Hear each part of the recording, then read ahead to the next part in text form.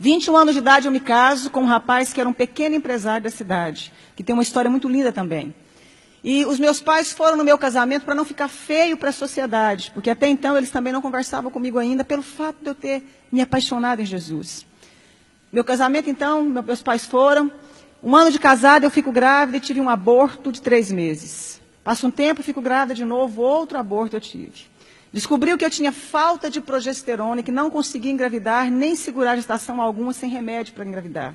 Então eu tomo remédio, fico grávida novamente, e com 8 meses de gestação, justamente no dia que eu completo 24 anos de idade, nasce a minha primeira filha, Letícia, branquinha dos olhos azuis como o pai, linda.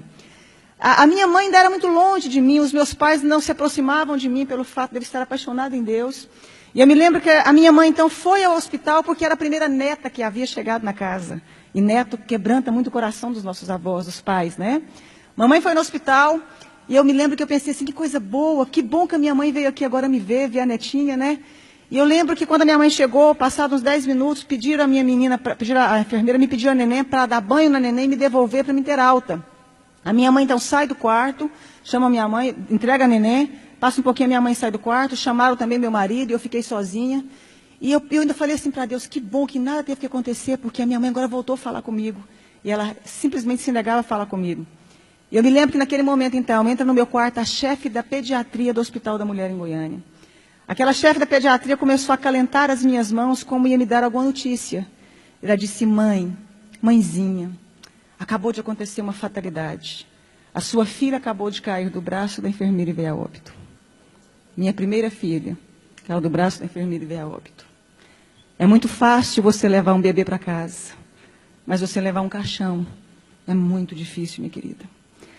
Mas eu queria fazer um parêntese aqui e dizer o seguinte, lembra que a minha mãe me falava que eu ia perder um filho como ela havia me perdido para Deus? E eu fazia uma oração que Deus fizesse o que fosse preciso para encontrar o coração da minha família e se revelar a eles. A minha mãe não falava comigo, isso me doía muito. Quando então eu recebo a notícia, minha mãe já havia recebido a notícia na porta do hospital. A minha mãe sobe as escadarias do hospital, entra no quarto e começa a gritar, filha, me perdoa. Filha, eu queria que você tivesse perdido um filho para as drogas, para o mundo lá fora, mas não nessa fatalidade. A minha mãe começa a abraçar as minhas pernas, beijar as minhas pernas. Mas foi a primeira vez que eu vi a minha mãe dizer que me amava. Foi a primeira vez que ela me deu colo. Foi a primeira vez que a minha mãe teve tempo de dizer que eu era especial e importante para ela. Foi a primeira vez que ela pôde ouvir porque eu havia escolhido caminhar com Jesus. E houve então ali um momento de restauração, de perdão entre eu e minha mãe. Os meus pais voltaram a falar comigo. Eu mandei fazer um exame do corpo da minha filha porque eu já tinha tido alguns abortos. 30 dias depois chegou o laudo do exame. Eu descobri que a minha filha havia nascido sem cálcio e sem glicose.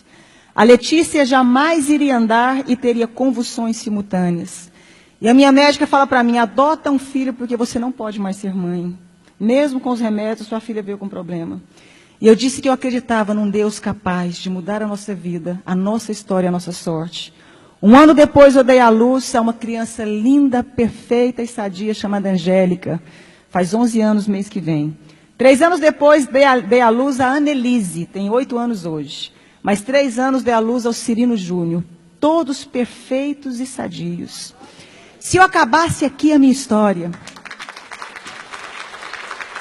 você já poderia dizer que esse Deus é maravilhoso. Eu fui impedida de fazer faculdade porque eu apaixonei em Jesus. Eu lembro que eu escutava uma frase muito comum, que eu ia casar com um pé rapado e com um Zé Ninguém. Com um homem sem futuro, porque não existiam pessoas prósperas no meio que eu convivia. Me casei com meu esposo, ele era um pequeno empresário de fato. Veio o plano real naquela época, os meus pais perderam tudo. A minha irmã, que doutorou na Itália, foi trabalhar, não deu conta de exercer a profissão dela. Os meus irmãos todos ficaram desestruturados junto com os meus pais. E Deus levanta o meu marido com grande prosperidade. Deus começou a honrar um rapaz que até hoje tem a 4ª série colegial. E é considerado o maior empresário no ramo de carro no estado de Goiás. Deus começou a honrar o meu esposo de uma forma sobrenatural. Eu que não tive como me formar, fazer o meu curso superior. Comecei, então, a pedir a Deus que me ensinasse a mexer com o nosso ramo de atividade. Então, comecei a trabalhar com carro com meu marido. Hoje nós temos um grupo de 4 empresas de carro. Temos uma fábrica que eu desenho, sonho com os modelos das roupas, acordo e desenho, fabrico, tenho uma grife com meu nome. Né? E como se não bastasse, comecei a fazer programa de televisão falando de Deus. Falando de como sai de crise. Falando de como superamos os momentos difíceis da vida. E aí, autodidata ainda, Deus achou que não estava bom, me fez virar escritora. Tenho 35 livros escritos, 7 deles editados, né? E sou presidente também de uma ONG chamada Mulheres que Fazem a Diferença. Eu pude entender algo na minha vida, que quando a gente acha que a gente não é ninguém, e que não tem como mais resolver a nossa história, existe um Deus capaz de fazer um milagre na sua vida. Existe um Deus capaz de mudar toda a sua história. Para terminar, os meus pais, quando perderam tudo, vieram trabalhar para nós. Meu pai trabalhou como meu motorista há muito tempo. Agora eu dei um caminhão para ele trabalhar na cidade do interior, cuidando de frete. A minha mãe é a chefe da minha fábrica. Os meus irmãos um tempo trabalharam conosco. Todos eles vieram trabalhar conosco. Deus, meu pai um dia chorando me disse, um dia eu te disse que Deus mudasse a sua história, mas eu não imaginava que eu fazia parte dela. Eu quero dizer uma frase para você, dentro do nosso tema. A pessoa que é covarde, ela não tenta fazer nada na vida. O fracassado, ele não termina. E o vencedor não desiste. Você nasceu para vencer.